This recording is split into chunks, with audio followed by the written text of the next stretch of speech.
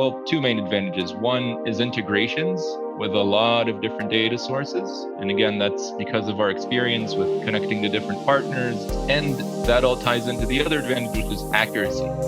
Because you have a shop, you want to connect to a platform, especially one that you're paying for, and you want the results to be extremely accurate. Kobi Melamed, it is good to have you here in Ecommerce. How are you doing today? How are you feeling? Doing great. Thanks, Joseph. Good to be here. It's good to have you. Really quick, I think it's around like 2 p.m., 3 p.m. your time in beautiful Tel Aviv. It is, yeah. It's about, it's actually a little later. It's about 5 p.m. 5 p.m. Okay. Still lots of daylight here. Very hot. So we're good. Nice and optimistic. Yeah, I mean, I know we're not supposed to talk too much about the weather, but I'm just going to get it out of my system. We have nice days here or there, but this has actually been the crummiest July to my recollection. It's rained like nearly every day. But yeah, I had a decent long weekend, so I can't complain. Okay, weather talk out of my system. All right. One of the things, there's many through lines throughout the show. And one of them, from my own point of view, is the scope of e-commerce. And just when I think I have a grasp on it, I remind myself that I am not that intelligent. It turns out that the scope of e-commerce is continuously expanding because each day that goes by, more people are joining it, more people are expanding or they're scaling upwards. And so what I'm excited to talk to you about today is something that, frankly, I haven't had a chance to talk about yet in just over a year of the show. So the surprises never end. Mm-hmm. And with that, tell us what you do and what you're up to these days. So first of all, I completely agree with your sentiment of e-commerce. E-commerce is, and especially, it just grew exponentially in the last few years with COVID and everything that's happening, and we'll get to that a little later and how it's affected us. So sure. I'm Kobi. I'm a product manager at BeProfit. BeProfit is an app for e-commerce sellers.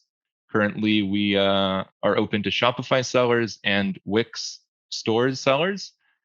And BeProfit is an app that comes to solve a very big problem that we've seen for e-commerce sellers, which is they have to run a shop, but they have so many sources of data.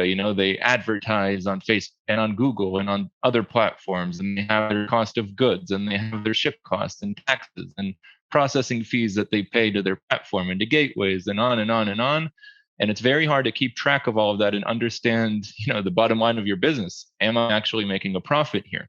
Or am I just wasting my time? What do I need to improve in order to make a profit or to increase my profit? And surprisingly, this is a huge problem for e-commerce sellers.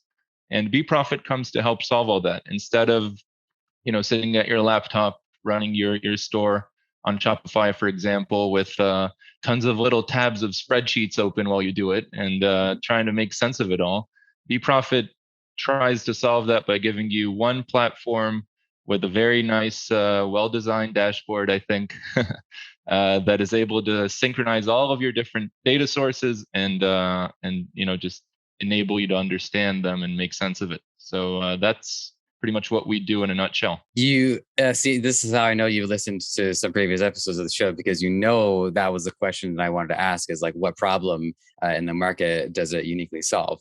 But there is the other side of it too, which is also at what point did the process begin? So how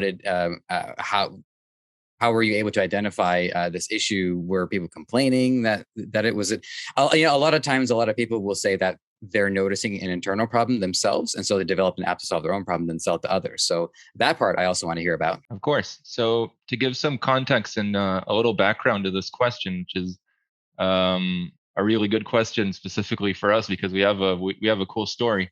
BeProfit belongs to a company called Become. Become, for the past 5-6 years, has been a lending marketplace for business loans. Won't delve too deep into that. We still do that, but a lot of our focus now is on BeProfit, which is what we came here to talk about. So, business loans, huge industry. December 2019, suddenly, you start hearing word about some virus, that's pretty contagious out in China. And we all know how things changed from there.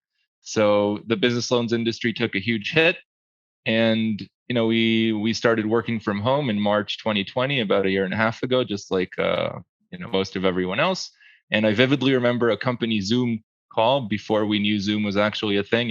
What's this strange tool that I need to download on my laptop now? So that was kind of the case. We were all in our living rooms, sitting very uncomfortably because no one had a home office set up yet. And our CEO just asked, "Okay, guys, look, things aren't looking so good with the business loans. At the end of the day, we're a startup. We need to move quickly. Who has ideas for an industry we can pivot to?" And we took that conversation and thought about it for a bit, and everyone did their research. And I won't dive too deep into the Israeli kind of business startup ecosystem, but everyone knows everyone here. And a lot of us working in startups, we have just conversations, we go to meetups, and we all know other people who work in other startups, and we all realize that, wow, everyone's doing e-commerce these days. Our CEO particularly had a lot of friends that were starting to develop apps for Shopify or for other e-commerce platforms. And we kind of started to gather data, and we understood that one of the big challenges for these sellers is, their actual bottom line. There's so many, connecting back to what you said in the beginning of our conversation about the e-commerce world being so huge. We had no idea the different services and apps that are available to sellers, and they solve everything and anything from your, abandoned items in your cart and emails, and it's a whole entire world. But we noticed that there was a gap in I wouldn't say reporting, but more of, just a dashboard to make sense of it all. And that's how we started planning BeProfit. So the app actually came to be about 10, 11 months ago. And, we started with a very initial version of it, and we've been working hard to improve it ever since. And, looking at it today and comparing it to what it was like in November last year, it's a completely different app. So that's how we kind of realized what we were pivoting to. And it feels like we made the right decision so far. And that also ties into another key through line, which is the need for adaptation. This isn't the first time I've heard a story about having to pivot, and how that pivot has actually yielded a significant positive returns. There was one thing that stuck out. Like we agreed, we're not here to talk about Become all day, but there's one thing that stuck out to me is about there's a bit of a disconnect in my mind between the growth, and I would say the surge of e-commerce and entrepreneurship and business expansion, and then the inability to also be able to provide loans for all of this constant growth.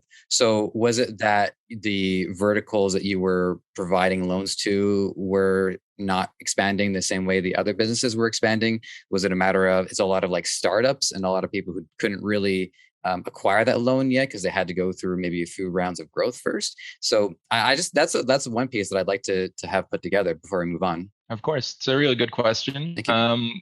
Parallel, of course, parallel to, I give credit where credit is due. Parallel to our development of BeProfit, we actually did start an initiative within the business loans world of trying to aim for e-commerce businesses. And we found out that there are some very strong competitors in that field. Some of them have actually raised a vast amount of capital over the past few months because they've been doing a great job at it. And we understood that our focus should be more on the app and less on targeting e-commerce sellers for loans, because we simply didn't have the expertise to compete in that field. We came from a field where a lot of our loans were more generalized, more brick and mortar stores, classic small businesses. And pivoting into e-commerce loans as a marketplace was a huge step. And we tried juggling both things at the same time, e-commerce funding and BeProfit. And we realized that we need to focus most of our attention on BeProfit because we're doing a better job at it. That being said, we are working on an initiative to offer targeted business loans to our Wix users. We're starting the Wix platform, any day now. And those users, if they're interested in getting a loan, we will be able to use their data, which they've connected to BeProfit, and be able to actually pinpoint the funding that they are eligible for. So that's kind of, and it's still in development. We'll be happy to share more of those details as they, as they actually become relevant. But it should be something that's available in the next couple of months, and that will be able to merge those two worlds that you just brought up. On one hand, the e-commerce funding, and on the other hand, the product itself. It's great to hear that, and it's nice to know that I do have my finger on the pulse of e-commerce as much as anyone can be, just because I get to talk to so many great people on a week-to-week basis, present company included. So let's sink our teeth into BeProfit. So I think a good place to start is, I wanted to ask what makes it stand out from the competition, but I have to admit I wasn't even sure that there is competition for it. So in the position that you are now, did you identify that other software was at least having a go at it, and maybe they just weren't pulling their weight, or have you actually been the influencer, and then other companies are starting to take a shot at it as well? So when we started, like I said, about 10, 11 months ago, of course, like any startup worth its salt would do, we did a competitive analysis, and we tried to see what was happening in the field. And we did see some competition. However, we felt that with our existing business structure, we already came from a world full of data. The loans world, it's endless amounts of data that you need to be able to make sense of, because in order to approve a loan for someone, you need to be extremely confident in their ability to pay it back. And we worked with multiple partners in multiple countries, so we had some good experience with data, and also with marketing. It's very important as a up and coming startup to be able to get to the right people, and we felt that we had a lot of good marketing experience in targeting ads to the right audience from the loans world. So coming with that prior knowledge, we did see some competition. I'm not going to name drop, but some of the apps, whether it's on Shopify or on other platforms, they're there. They've been there for a few years, and I feel like they also do a good job, and they have their fair share of customers. However, we felt that our main advantage would be, well, two main advantages. One is integrations with a lot of different data sources. And again, that's because of our experience with connecting to different partners, a lot of technical experience in using documentations and APIs, and that whole world. Our development team is very experienced with it. And that all ties into the other advantage, which is accuracy. Because you have a shop, you want to connect to a platform, especially one that you're paying for, and you want the results to be extremely accurate. Because a lot of these sellers, like I said, they have Excel spreadsheets, which are very time consuming, but they're very accurate, because every single piece of data has been manually run through, and either the shop owner himself has been updating it, or she has someone doing it for her. And it's very hard to compete with that accuracy unless you make that your main focus, because it's very easy to create an app that'll sync, and it'll give you kind of a picture of where you're at, but then a user immediately will come and say, look at my spreadsheet, this doesn't match up, you guys aren't doing a good job. So we felt like, we read reviews of the other apps of the competitors, and we felt like that's a point that we could really do a better job at than our competition. And we've been growing very quickly. And we have, on Shopify, we have a 4.9 rating out of 5 stars. Lots of very good reviews. So I feel like we have been making that a reality for our users, the accuracy. However, like I said, our competitors, they're still there. We keep pushing each other, and it's good to have competition. At the end of the day, it pushes you to be better. And it's always a pleasure if someone comes and says, I was at so-and-so company, and I switched to you. That means we're doing a great job staying ahead. On the other hand, we know some of our users leave for our competitors, and then we learn from that, and we understand what we need to improve. So there's definitely competition in the field, especially when you're talking about multiple platforms. We've been focused mostly on Shopify, little bit on Wix now, and we're really going to start growing there. But you have Amazon who have their own apps, and WooCommerce, and lots of other platforms, all of them with competitors in the profit calculation field. It's huge. Just to make sure I'm 100% clear on it. So it's available on Shopify, and Wix is on deck. So at the time of this recording, at the very least, only Shopify users have access to it. True. Yes. Wix hopefully will be live, and everything is set up there. We're just in final stages of proving the app with their team. But yeah, Wix users listening to the podcast should be ready to search for BeProfit. Okay. Going to be live great. Very soon.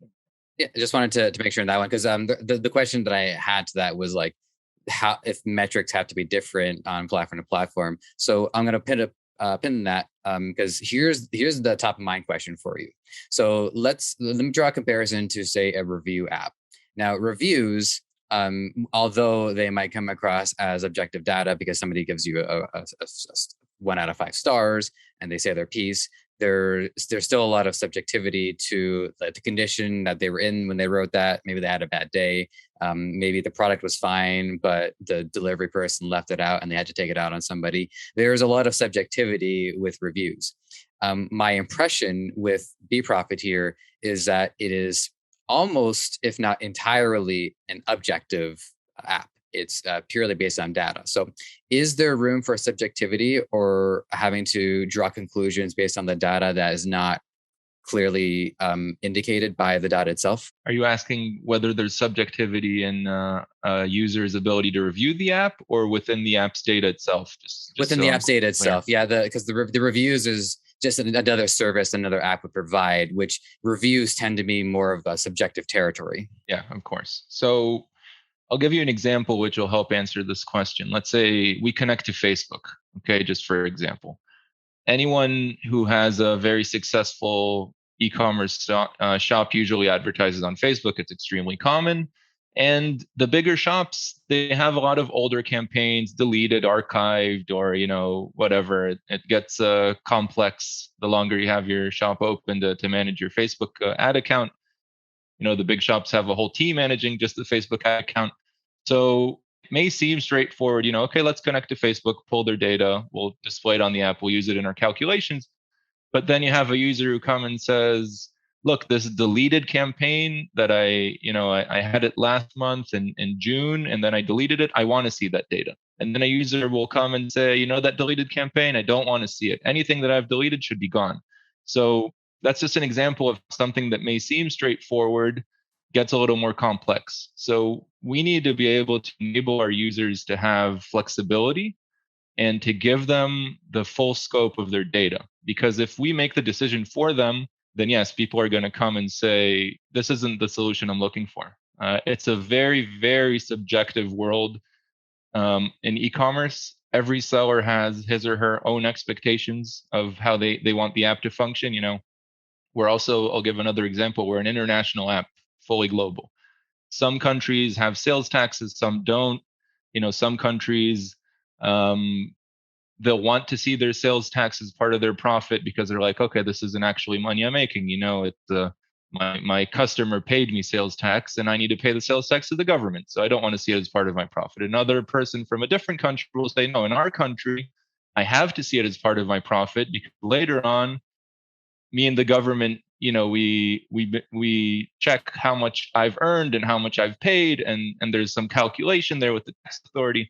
So it can get extremely complex in the little scenarios, and that's something we learned very quickly with BeProfit. You start off doing the major things like, okay, these are your production costs, these are your shipping costs, and this is your ad spend, and then you start understanding the little intricacies, and that's a huge challenge to be able to cater to all the different expectations and obviously not get caught up in a very specific edge case, but be able to identify where it is an edge case and where it isn't, and be able to cater to different countries. So that's a big challenge, and that's where the data can be more subjective. And touching on that, so just drawing from my own experience as a freelancer, come tax season, there's a great deal of concern that I would have in figuring out, what are my expenses, what are the justifiable ones, and then what are the ones that are more circumstantial, like say, for instance, I mean, I need to have the lights on. Do I put the lights down on my returns? Because without the lights, I can't see. Without power, I can't do my work. Without the computer, I can't do it. So I think this comes from a lot of maybe either personal interpretation or how far someone is perhaps willing to, and I'm being very delicate when I say this, but push their luck to see how much they can actually write off.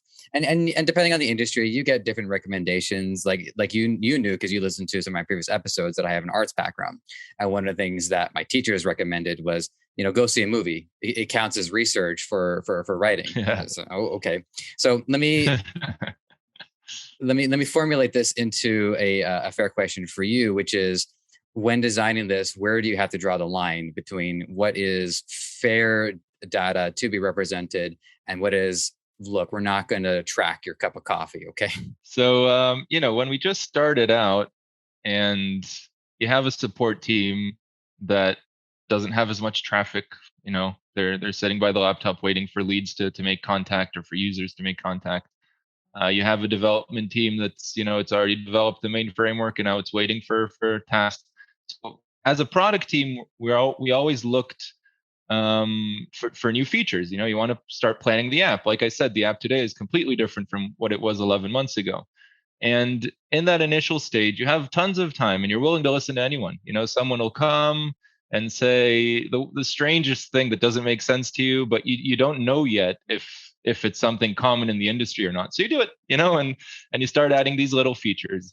And as time passes and you gain a larger user base, and suddenly there's more pressure on the support team, more pressure on the developers and on us as a product team, because we need to find the balance between the users and the developers or the users and our capability as a company. So that's where things start to get interesting. You look back at what you've already done and suddenly you're like, what, this feature, no one's using it. So, let's get rid of that and make space for something new that 10 new people have requested. So it's a very delicate balance to strike over time. And today, when we have thousands of active users, it needs to be something that's pretty heavily requested in order for us to consider adding it to the app. But I will say that most of our new features and most of the analytical work that goes into deciding what's going to be the next addition to BeProfit, our pipeline, a lot of it is based on user feedback, whether existing users or users who came and said, look, I installed your app, but I left for a competitor because you don't do ABC. So a lot of the new features are based on user feedback. Obviously, as you grow, the feedback needs to be based on a larger user base that requires it. But not always. Sometimes a user will come and say, I'm missing something that to us suddenly seems obvious. It's like, how have we not done this over the past year? So there's definitely a balance there, but that's our job as a product team to understand where we're aiming with the app and choose our different sources, whether it's us brainstorming or user feedback or what we've seen in the competition and new features our competitors have added to decide what goes into the pipeline. If you were to look at, say, the initial version of it and then do a side-by-side comparison with the version that you have now, what would be, I guess, the most significant changes that really stick out to you from the two versions? First of all, it looks much better today. It's pretty, lots of colors and nice graphs. And because, when we just started out, we were like, accuracy. Let's make something very basic that people can use. And, the user interface will be simple, but the data will be correct. It'll be accurate. And that's how we're getting our first users, because you're not going to attract anyone with an app that looks amazing, but doesn't give any value. So it started off being kind of a pretty basic framework. Still looked pretty good, but there wasn't that much thought put into the design. Today it looks, I think the dashboard is a work of art.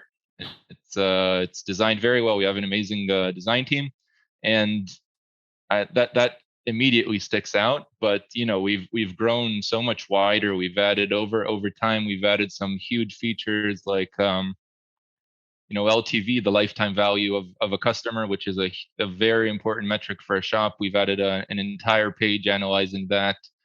We've added completely new ways of uploading data to the app. time-saving methods like, okay, you don't need to go and update your costs per product one by one. You can do it, by uploading a CSV file. Lots of time-saving features like that enable a lot more flexibility and cater to bigger stores. Because over the past let's say 6 months, we've started getting a lot of traffic from big shops, and you need to suddenly change your how the app functions, because an app that can work perfectly for someone with 200 orders a month isn't going to cut it for someone with 2,000 orders a month.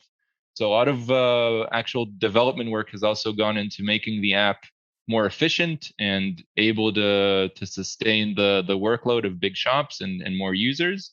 And of course, integrations. Like I said, it was one of our main goals when we started.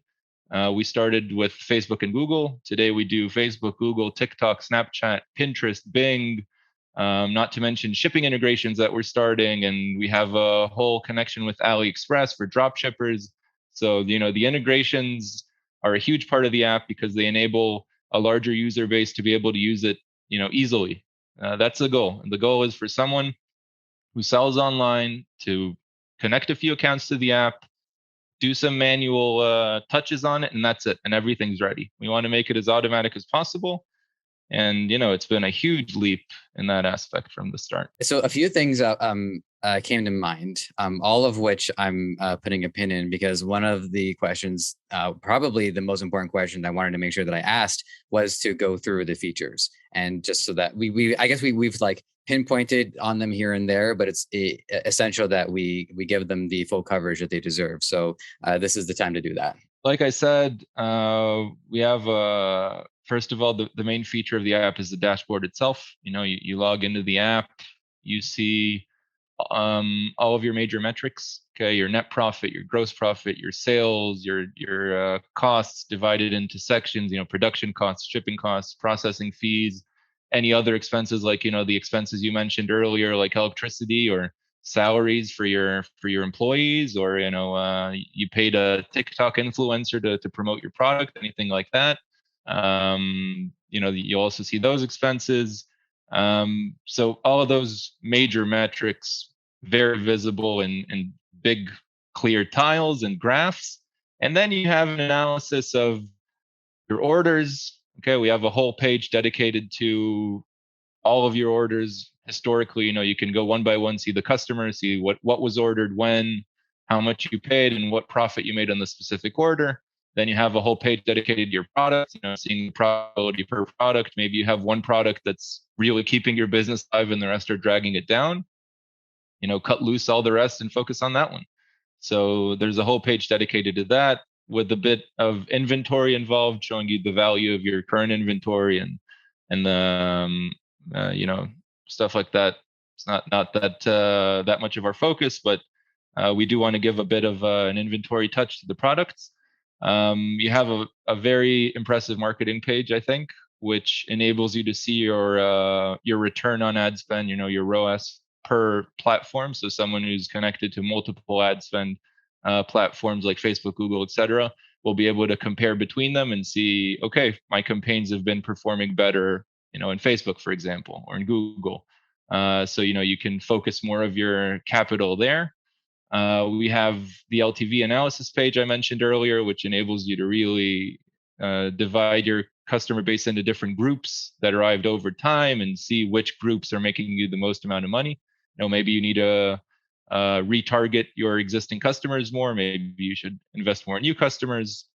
That's a whole deep analysis that we do. We have a pretty cool new feature for a profit and loss report, P&L, which is a extremely common, popular accounting report that any small business uses, e-commerce or not e-commerce. So that's structured just like a classic P&L report. We have so many features. It's hard to keep track. We enable users to match UTMs. Okay, so UTMs basically enable the shop owner to understand the sources of his traffic or her traffic. So on BeProfit, they can match their UTMs to specific marketing platforms, and that helps them understand the profitability of each platform that I mentioned before. Breather. Lots of general settings to enable, like I said, flexibility. I want to see taxes. I don't want to see taxes. I want to see fulfilled orders or unfulfilled. Pending, not pending. Tons of those kinds of features. And like I said, constantly expanding. I really just touched on the main highlights here, but I could talk about this app all day, and really dive into the intricacies of it. But at the end of the day, it's a one-stop shop. If you download BeProfit and you feel a major piece of it is missing, I would be very surprised. I haven't had feedback about a major feature being missing for a very long time, and I feel like we're covering most of the bases now. And now it's a matter of going deeper and wider. Adding more integrations, making sure everything's as accurate as possible, and improving the user experience so it's as smooth as it can be. Less manual work, more automatic. Let your computer work for you, or let your phone work for you. That's it. That's what we're striving for. With so much functionality, it's and it fills a pretty significant need. So I can tell you from my own point of view, being an okay, maybe I'm being hard on myself, but I don't mind being an amateur seller. Is I don't have a piece of software that does what you offer. And to my audience, who are probably wondering, do I have to pay for this? What I saw was there is an entry level service which analyzes, I think it's like the first 10 orders. Is that 10 orders per month, or is that 10 orders flat? 10 orders per month, yeah. Okay. Yeah. It's an entry level service, completely free. Yeah, and that's what I love, and I love hearing that about different services, because it's part of that understanding that we established from the beginning. Is that a lot of people are starting this up. There's a lot of uncertainty, entering a lot of unknown territory. Even the experts are continuing to enter unknown territory. So to know that something this significant can be acquired for free to start is, it's encouraging, and it shows that these services, they're on the seller side. They want to see people succeed because your success is tied to their success. So that's just so well and good. And that means I can actually get this myself. So that doesn't come up every episode, but it's coming up on this one. All right. So a couple of things I wanted to unpin. The first one was, it might not be the most comprehensive question, at least at this time, but I'm going to throw it out into the ether anyways, which is, are there any changes in metrics between the seller platforms? So between Shopify and Wix, is it all pretty much the same data points, or are there actually special ones for each platform? A good question. I'm glad we saved it. And it's complicated because I'd say beyond the different platforms having different data points or different metrics, it's really, like I said, an extremely subjective world. And just Googling the different e-commerce terms, I mentioned ROAS before. Every seller who advertises online knows the metric. But then you start diving into it and you're like, okay, you have regular ROAS, you have blended ROAS, you have, some places call it CAC to LTV. It's a different name for basically the same thing. I had a customer comment, I think it was actually earlier this week, about an MER percentage, and I was like, okay, I don't know this much. So I looked it up. It's the same thing. So a lot of these stories come from different backgrounds, whether it's different countries or they learned e-commerce in different places, read different articles online, or even different platforms, because like you asked, yes, Shopify may call something X and Wix will call the same thing Y. And it's up to us to understand the overlap and be able to explain that to the user, because a user is going to log on and going to want to see them, and they don't want to relearn everything about e-commerce now just because they downloaded an app. So one of our big challenges as a product team is to make the product accessible for a very wide audience. And we really utilize a lot of tooltips. For example, when you hover over a feature and it gives you an explanation and maybe some alternative names for it. So yes, the different platforms use different terms. At the end of the day, the major metrics are the same, because e-commerce is relatively new, I'd say, but it's the same. It's based on the same, profitability or metrics that small businesses and large businesses have had for hundreds of years. at the end of the day, everyone wants to know their margins. How much am I spending? How much am I making? Their profitability before taxes, after taxes, all of their costs, so they can understand where they can cut and still earn more. It's all the same across the different platforms, but the details are different. The names can be different. The names can be a little different. The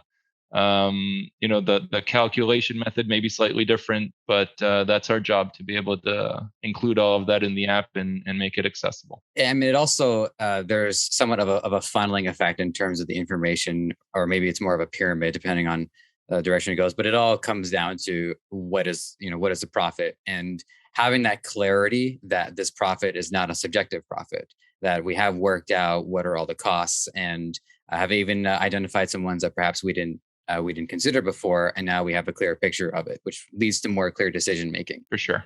Yeah. All right. So second of the three pins. I'm still working on this metaphor. It's like I'm kind of like developing a segment here on the fly. So you mentioned the difference between someone who sells, say, 200 units versus 2,000 units, and their needs are different. So that, of course, makes total sense. But what I would like to hear a little bit more about is how that actually changes how each of these two examples have to use the program differently. Because in my point of view, what I would expect is it's the same measurements, but just the numbers have increased because of the 1,800 unit difference. Yeah. So I'll divide my answer into two. First of all, it's on what's the difference on our end. Obviously, as an app, you have to be able to support a certain amount of traffic. And once you start having those users with, huge shops, it puts a lot of stress on our servers and our development team. So that's our challenge of being able to, always be one step ahead of the traffic that we're expecting, and be able to supply a service that doesn't suddenly crash or freeze or really slow down, because then it becomes pretty much useless to a user. So that's on our side. On the user side, a small shop has very clear objectives, in terms of margin, profitability, and things like that. And from my experience, the small sellers don't really care to spend too much time on the deeper metrics. They're like, okay, I'm starting out. I want to know how much I'm making. Give me the basics so I can start and start focusing on the right things. Let me know if this product is good or bad. Let me know if the other product is better. Show me how much I'm spending on marketing, easily, because I don't feel like flipping through tabs and comparing. Show me how much I'm making on my marketing costs, the basics. And then the more experienced, advanced, or, the bigger users, they want to see like very detailed reports. They usually have bigger teams of people working for them, and they want to send a report to multiple email addresses, for example, and they want these reports to include much more detailed breakdowns of their data. So that's the big difference. As you grow, you want specifics, and usually you have more people looking at it, so you have more time to be able to understand the intricacies of your shop. And by the way, that's also tied into how we price the app. We're not going to charge basic users who don't need all of our features the most expensive price that BeProfit has, because that makes no sense. It doesn't serve them in any way. We want every user to have a price range that they can, first of all, that makes sense with their revenue, and second of all, that has the features that they actually need. We could have easily had the free version of the app for the really, the users really starting out, and then one price for everyone else that's going to make us the most profit. But that doesn't make sense, because it gives the basic users a lot more tools than they need. And we've heard feedback from users about other apps that they just kind of got lost in them. They were like, okay, I wanted to see my net margin, but I'm kind of having a hard time finding it, like sifting.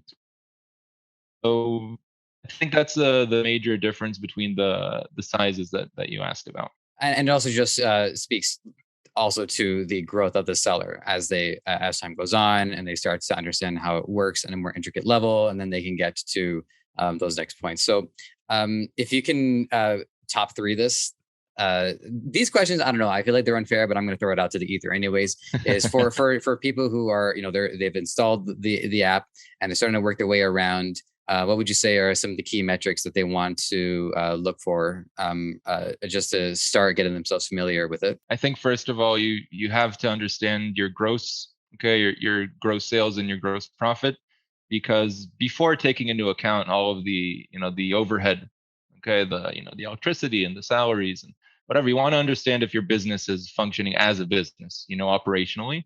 So, we of course we separate the gross profit from the net profit, and you can easily see how your business is functioning before all the expenses that you put on top of it. So that would be the clear number one. I would definitely dive deep into my marketing and BeProfit. As I said, we came from a pretty rich marketing background with a lot of experience in it. So we structured it in a way that really brings out the important data about your marketing, and that's really important to us. And that's also why we invest so much time in bringing all the marketing integrations. I can pretty confidently say that we have the most marketing integrations on the market for a profit app. And that's really been a priority, because marketing costs are everything for a small business starting out in e-commerce. It's really easy to go and do a short course about Google Ads and then start splurging without really understanding if it's worth spending on or not, and understanding how to optimize it. So we're not a marketing app, and we're not going to teach you how to optimize your Google ad spend. There are plenty of very strong players in that field, and there's lots of free articles online. But we will show you whether you're on the right track, and we will let you compare how you're doing in the different platforms and where your money is better spent, and where you shouldn't be spending it at all. So that would be the number two.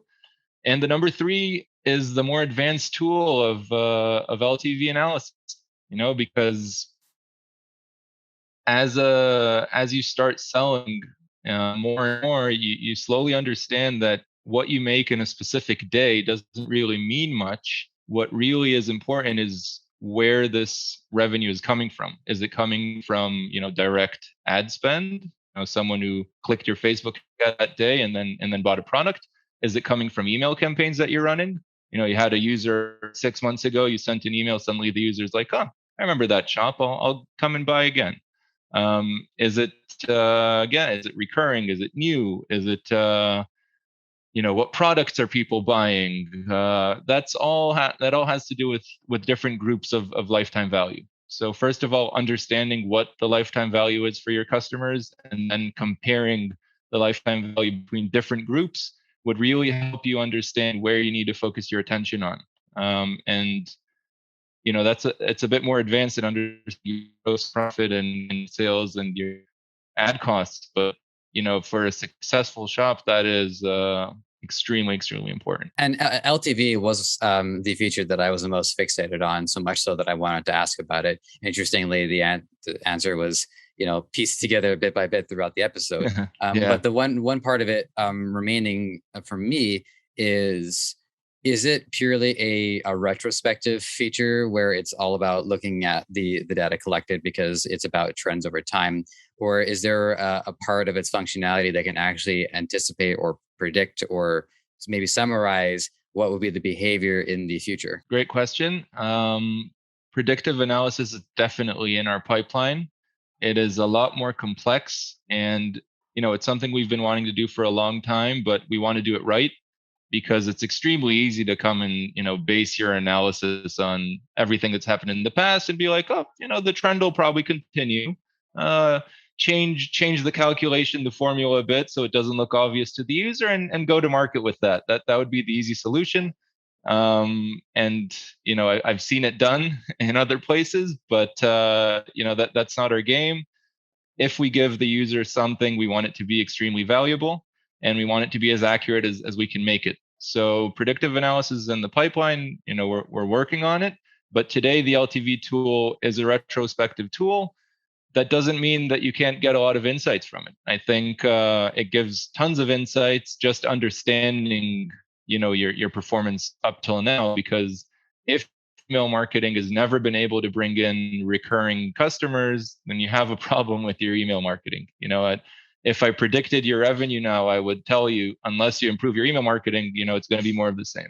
So that's just one example, but yeah, we're definitely prioritizing predictive analysis, predictive LTV. That's and until then, I think our users will be able to find plenty of insights from the retrospective analysis. Well, great answer for that. It's thank you. Just one of those things, that sticks out of my mind. Like, can it predict the future? And the answer is in the pipe. Like, well, I didn't see that coming, but I'll take it. Okay, so the last of the three pins. So you had mentioned, you just wanted to touch on earlier. We said we were going to maybe talk about the impact of COVID.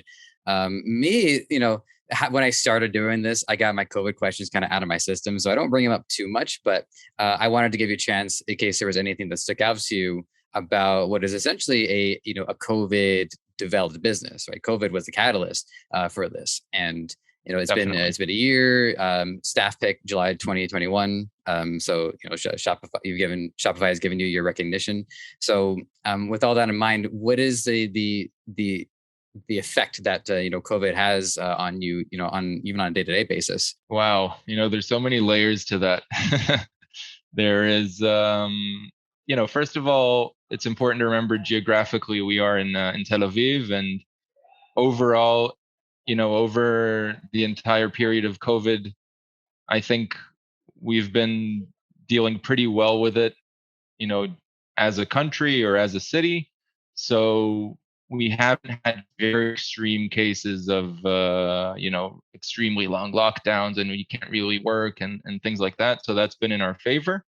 Even today, we all got vaccinated a long time ago, so we're actually in the office and collaborating. And for a young startup, that's extremely important to be able to have the teams physically together, working together, even though, over the past year and a half, we've all learned that working from home isn't a death blow to a company. But, for a really small company where it's extremely important to sync and work on different projects and being flexible, it's really been in our favor that we've been able to do it a lot from the office. So, that's one layer. And as a product, I think overall we've been learning a lot from the huge influx of new sellers. I think I can't speak to how e-commerce was before COVID, but all the data shows there was a huge spike in people starting to sell online, whether it's existing small businesses that pivoted because they didn't have a choice, a lot of which we did see in the lending industry. People closed their physical stores, went online, suddenly their lending needs completely changed. And on the other hand, people sitting at home, either, on leave because their company closed down for COVID, or, just bored because, they're sitting at home and without much to do during a lockdown, they just started selling. So a huge number of new e-commerce sellers, and naturally a lot of them migrate to the apps on Shopify or other platforms. And it's been a learning process for the users and for us. I think the fact that COVID is still ongoing and still changing the world helps us understand better the different needs, because it's not stabilizing, and either we're in constant flux of adding new features, and people are understanding that the world has probably changed for a while and changing their habits as a result. And that all affects, at the end of the day, where goods are being bought and sold. And that's the world we live in now. So as that world adapts and changes, we have to as well. And it's been an interesting ride. I appreciate the answer to that. And yeah, I lost track of the fact that there's probably going to be a lot of layers to that question, because it's not just about the effect on business. It's a personal effect. And you made a good point that I just wanted to re-articulate for the sake of it, which is, for a young startup, being in person is important to the development of that, just to make sure people are on the same page, as you say, in sync. I think some of it also has to do with, and I'm being somewhat sentimental about this, but I think a lot of it also has to do with just the bonding experience, because a business that let's just say, doesn't have the same benefits and that it can offer the company that's been around for, tens and 20s, 30s of years. 30s, no one's ever said that in the history of this show, but you get my point. There's a lot of anticipation for the future, and I think coming together as a unit is essential to that. Definitely, I agree with your sentimental take on this. It's the bonding is extremely important, especially in a very young company.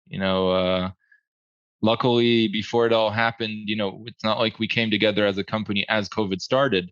We had a lot of experience with each other, and we're on similar wavelengths. We started out on similar wavelengths, so it's so much easier when you're in person, and you're used to working together in person, and everything works automatically, and you're a small group of people. Makes a huge difference. And when we were forced to work from home, we did it, but it takes a lot of fun out of the job.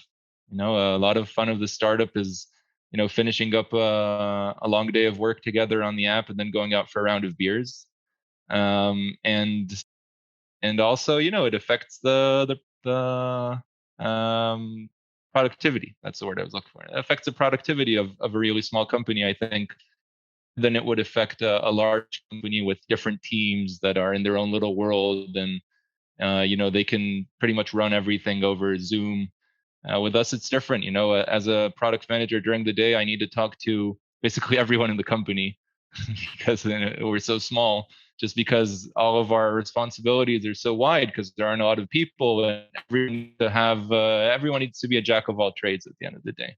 When you're a small company, so you need to talk to the developer and the CEO and bounce back to the head of product and then to the business operations team and so on and so forth. So yeah, it's we've experienced a little bit of everything over the past year and a half. Well, I got to say, I'm just looking at my my numerous notes and my questions, and I've certainly covered everything that I had on the mind.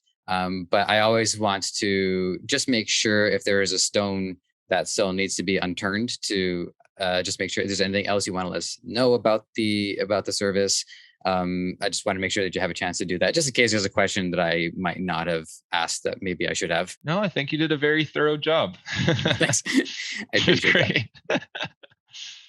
Well, I've got, it's I personally believe in one of the most important things as a young company is to have everyone on board, and I definitely believe in this app. I think it's very cool. Just talking to our users, you get a feeling that you're helping people make more money, and they're working their butts off, trying to make a living, especially in this new reality we're in. So it's nice to be able to see that you have an effect, and a positive effect on people. I hope our listeners will be able to also get some positive effects from using the app.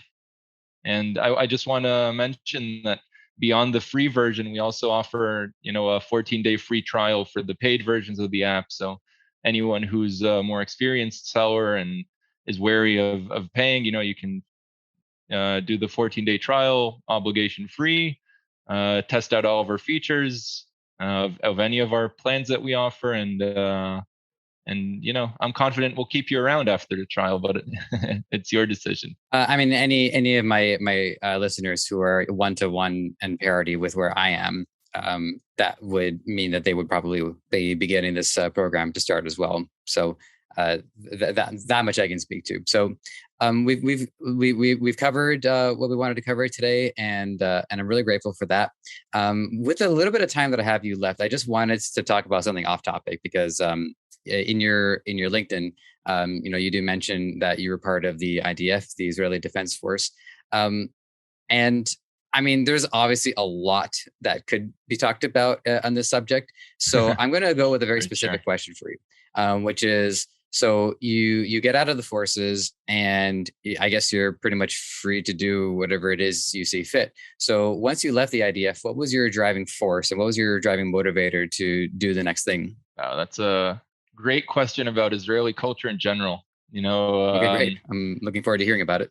I'll start and say that anyone who's traveled, backpacked around the world, it's becoming more common in the US and Canada, Europe, it's always been huge. Australia, it's been huge. Backpacking. Anyone who's done it has seen Israelis anywhere. And we're a very small country, but very spread out. I'm talking pre-COVID, obviously. Everything's changed. But I finished the IDF, I don't know, about 7 years ago. So it's been a while. Everyone who finishes the army, it's like a rite of passage. You travel.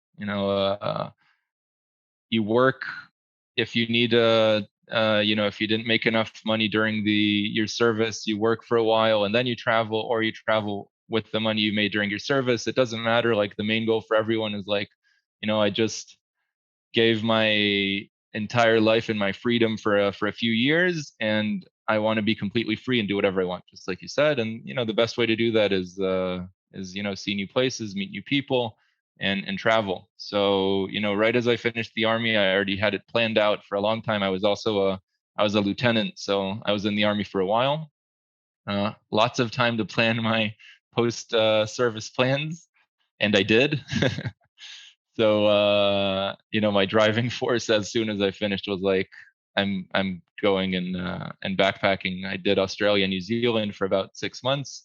Met some awesome people there from all over the world. It was an amazing experience. And while you're there and enjoying yourself and relaxing, you also have a lot of time to think and think about your future, think about what you want to do. So I decided I want to come back and start studying, and I came back and did my business degree. And one thing leads to another. During the degree, you learn about new worlds, you meet new people. I did some TAing, I did some work on research, and that all led me to understand that I really want to work at a small company. While I was in doing my degree, I also worked as a fraud analyst, which was pretty cool. Gave me a taste of the e-commerce world, because a lot of one of the main issues for sellers is fraud. So that was pretty cool, and it was my first step into the world of e-commerce. By the way, the company I worked at, it's called Globally. It's a extremely successful Israeli startup now. They just went public about 2 months ago, and they're valued at about 10 billion now. So it's a pretty cool anecdote. Good for them. So I was working and doing everything that I mentioned during the degree, and it all gives you some clarity on what you want to do. You dip your hand in as many places as possible, and you see what fits and what doesn't. And as soon as I finished, I joined Become, first as a business operations manager, and later on I joined the product team. And I understood that I wanted to be in a small company and do things from scratch. And that was the way I wanted to really jumpstart my full-time career. And it's been fun so far. It's been a great experience. COVID threw a wrench in everything, and just like everyone else, I've been adapting, and it's turned out to be different and amazing. So no complaints. Awesome. Well, that's a great answer to the question, and it makes sense after being in a strictly disciplined a service such as the Army. The next thing you want to do is the elastic effect of wanting to go do something completely freeing and just be on your own, and also to have that discipline with you as well. In the training. Yeah. And I'm getting a little cartoonish about it, just in case a brawl breaks out, but also just to have that that self discipline, that self control, and just to comment on it from my own point of view is one of the things that people advise me to do after I finish school and finish college is to travel. And I think the reason why I didn't do it, just kind of taking what we said into account, is I think because school there's discipline, but it's not as disciplined as the Army. And so it doesn't engender as many good habits as I think being in the military does. So much so that many people, including myself, end up developing counter habits where we actually don't really like the school system all that much. And so I think that there's something to be said about that kind of structure and how it helps people in their developmental phase. And well, as you say, Israelis are all over the world, and everyone that I've met is a pretty cool person. So far, so good. We do our best. I can definitely relate to what you're saying. I told you earlier before we started the podcast that I grew up in New Jersey for a pretty long time, and it's a completely different vibe to Israel, there's pros and cons in either place, but definitely the US is more structured towards, you do school, you go to college, you finish college, you get a job. And in Israel, I think I agree with you that the army kind of changes that dynamic, because first of all, everyone does something different in the army. It's such a huge organization. Everyone envisions the combat soldiers, but there's a huge system behind it all, and everyone ends up doing something different and getting a different experience. And then everyone finishes the military and brings that completely different experience into the business world. We have a huge high-tech ecosystem in Israel, and I think a lot of it is thanks to the different experience that everyone brings to the table, and the different personalities that have been developed, and also the discipline which you mentioned. But also it's cool to see how everyone takes a completely different route in life. Someone's going to go travel for a few years, come back and get a job, and someone also won't travel. They'll do their degree and then travel after. Someone won't travel at all and jumpstart a career in at age 21, right after the army, or age 20. So it's completely different paths, and I think that's what makes working at a company here is so interesting. It's very colorful. Well, I appreciate the insight there. It's the kind of thing that could probably make up a whole episode, but probably on a different show altogether. For sure. But nonetheless, the door is always open. So as things come along, give yourself a couple of quarters. More than happy to have you back and see how things have progressed. So with that, the final question, lately some people have been like, "Oh man, you're really putting me on the spot with this one." I'm like, "Well, but anyways, if there's like a Chinese proverb you like, or like a piece of advice, words of wisdom, anything like that, you're welcome to share it, and then let the audience know how they can discover the service for themselves." Sure. I'll take the word of advice on a personal note, just from my experience. Not like I'm a guru or something. I'm just a guy. But what's worked for me, at least over the past year and a half of COVID, is having a morning routine, which a lot of people say is so important. And before this all started, it was it's a little hectic, and you're in kind of a routine of waking up and immediately doing things. And then COVID kind of slowed things down, and you're like, oh, let's actually read a bit about wellness. I don't know about how I should actually wake up in the morning and not immediately, drown myself in coffee and sit on the laptop on my couch. And it's been for me really life changing, just waking up and having a set routine with which I start the day, which for me is I meditate a little, and then some days I go to the gym, some days I invest in learning some things that I want to learn and not work related stuff, and just then starting my day. And for me, it's made a huge difference. So if anyone's listening and you haven't tried out a morning routine yet, and you wake up at different hours every day and immediately jump into work or kids, or I don't have kids. Obviously, kids make things much more complicated, so I may be naive, but for me, it's been a huge aspect of my life over the past 2 years. Waking up every day to the same thing and investing time in myself. And I've found that in the morning there's a lot less demand for your time. If in the evening you're expected to work later, you have a spouse or a partner who wants to spend time together after you've both been at work. You have friends. You have activities, dates, whatever. It all happens in the evening, and the early morning is a much more relaxed time of day where you can find some time to invest in yourself. So that would be my 2 cents on the topic, my uneducated 2 cents. I appreciate hearing that, because the morning routines have been a struggle for more than a little while. Sometimes it goes well, sometimes not so much, but the more arguments I hear for it, the better. So even something like that is valuable to me. So, and then awesome. The other side of it is to let the audience know how they can discover the service for themselves. So really simple. If you're selling on Shopify, you can find us on the Shopify App Store. Just search Profit and we'll pop up. If you want to be very specific, you can search BeProfit. We'll still be there. You can Google us. Just type BeProfit, BeProfit into Google, and we'll be right there. We're going to be live on Wix very soon, as soon as next week, as we said earlier. So Wix sellers, if you're listening, keep an eye out for us. And anyone who's interested in seeing our platform, we have a very cool landing page that explains a lot about the app. Even if you're not on Shopify or on Wix, you can just go to beprofit.co, or again, BeProfit on Google, and you'll find our landing page, and you can read up about us, because our plan is to expand to as many platforms as possible. We want to be a one-stop shop for every e-commerce seller, and not just for specific platforms. That's our business plan, and that's our vision. So, if you've heard something that piqued your interest a little, look us up, and we'd love to hear feedback. Awesome. And then to my audience as well, BeProfit also gets for what it's worth, it gets my thumbs up, just because there's no reason for me not to use it at this point. So I'm looking forward to firing it up for myself.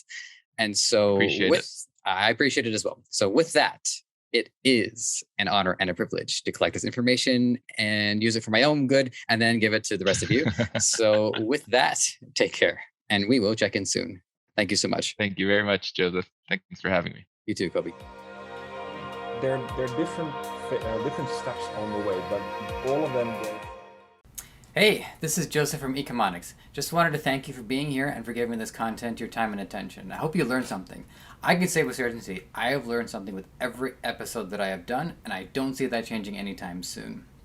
There's a couple things you can do to help us out. If you want to check out the audio content, we are available on all major podcast platform distributors. And while you're there, give us a 5-star review. It helps a lot. And while you're here on YouTube, there's a lot of things you can do to help out as well. It's not going to take very long. Subscribe to the channel, hit the like button for this episode, and hit the notification bell so when we have new content for you, it's going to be at your doorstep ASAP. Lastly, this podcast is created by Debutify, the best Shopify template available. It is 100% free for you to start, and it can change your life. It can make you so much more free than you are right now. So if this episode wasn't enough to convince you, I think a few more might do the trick. So have at it.